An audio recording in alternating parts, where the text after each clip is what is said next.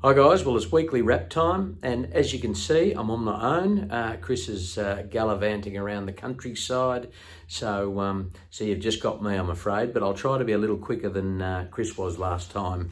He was on his own, so just looking back at the week just gone, probably the standout for mine was Marzu. He finished his preparation in the Russell Balding Stakes, and look, he was a gallant fourth. Elite fields every time he runs. Bella Nipotina's just a class act, but I thought from the barrier to go back, he was coming home with a wet sail after finding a bit of clear air, and look, I thought he was impressive. So look, he's finished his preparation with an excellent result. He actually ended up coming second in the Sportsbet Sprint Series, which is a point scoring system over the 4 runs that he's had. And, to finish second behind Bella Nipotina with all the elite horses in that competition was just fantastic, and earned his owners an additional $500,000 in prize money. So without winning, I thought his preparation was excellent, and $1 million in prize money to boot for the 4 runs. So, very impressive. He's just a horse that keeps on giving, and can't wait to see what he can do next time he comes in.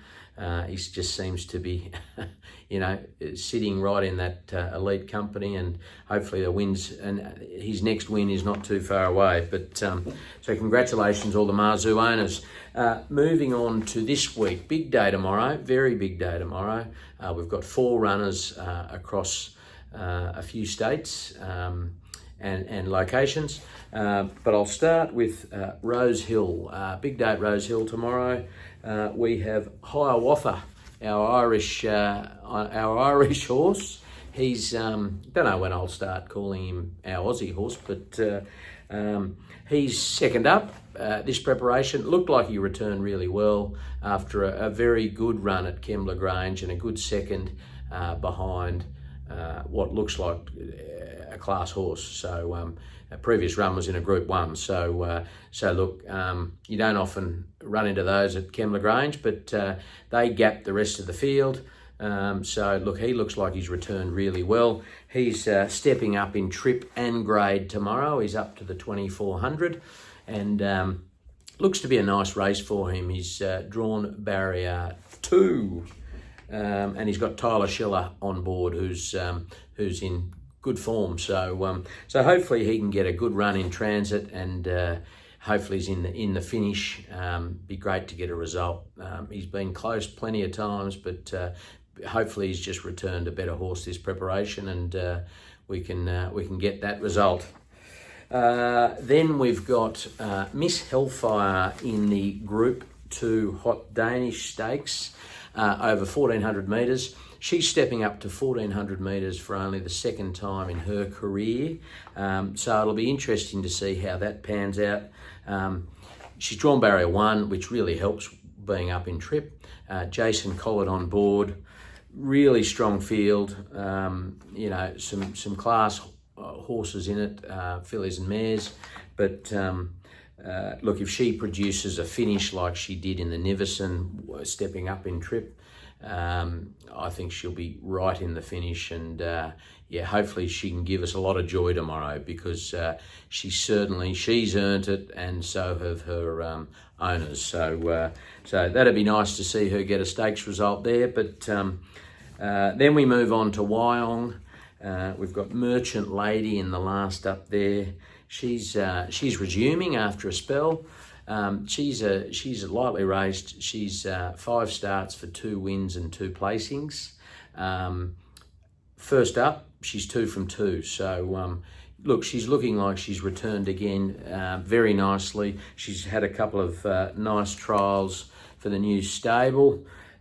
She has Molly Fitzgerald on board, who's in a pretty good form, claiming 3 kilos, which will absolutely help, and really do expect her to be competitive there at Wyong tomorrow. So be great to see her return well. We've got high hopes for her.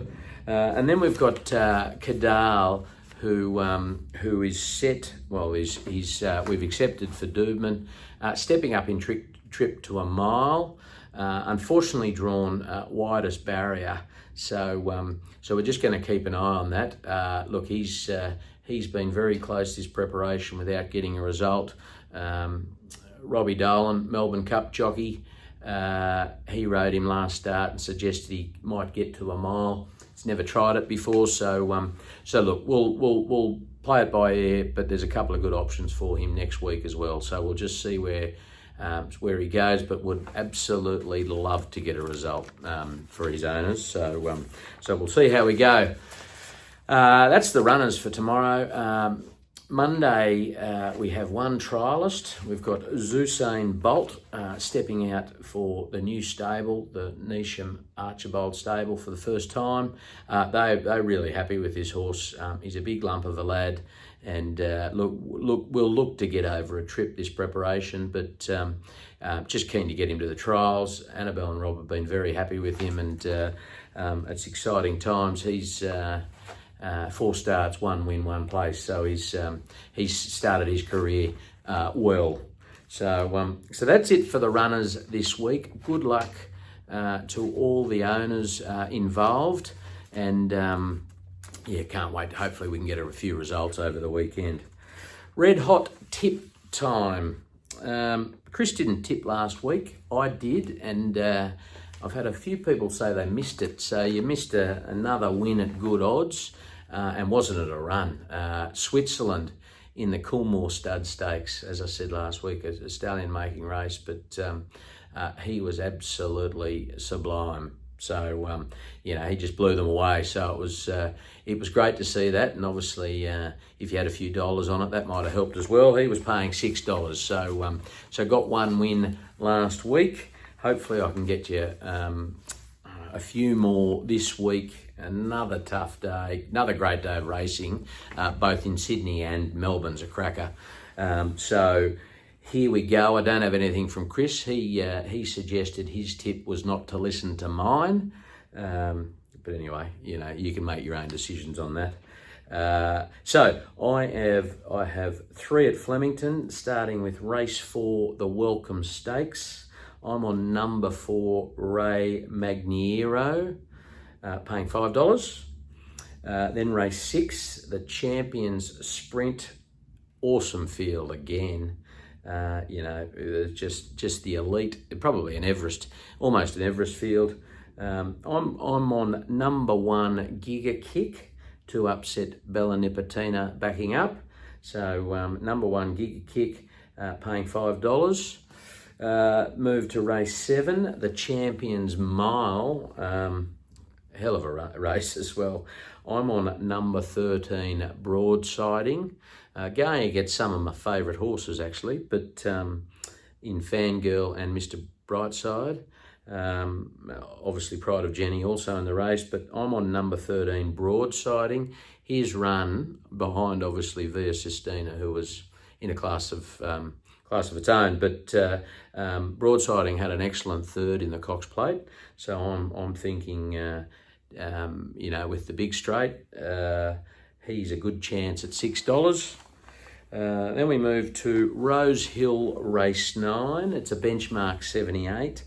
I'm on number 3, Ironman, coming off an excellent and very close second where he was coming home hard, stepping back in trip by 100 metres, but I just think he could be close, paying $4.50. So that's the 4 of them. I do also want to mention, and this is not my tip, but I do want to mention race 8 at Flemington, the Champion Stakes. Can't wait to see Via Sistina step out again after that incredible Cox Plate win. Only paying $1.50, so I wouldn't ever suggest that, but just one to keep an eye on. And for those favourite punters, Chris has probably mentioned it, but anyway, so that's it, guys. Plenty there. Tried to be a little quicker than Chris. I think his 2 weeks ago was 16 minutes. This is just about to tick over 10. So hopefully no one's asleep. And have a great weekend. The weather looks magnificent out there, and good luck.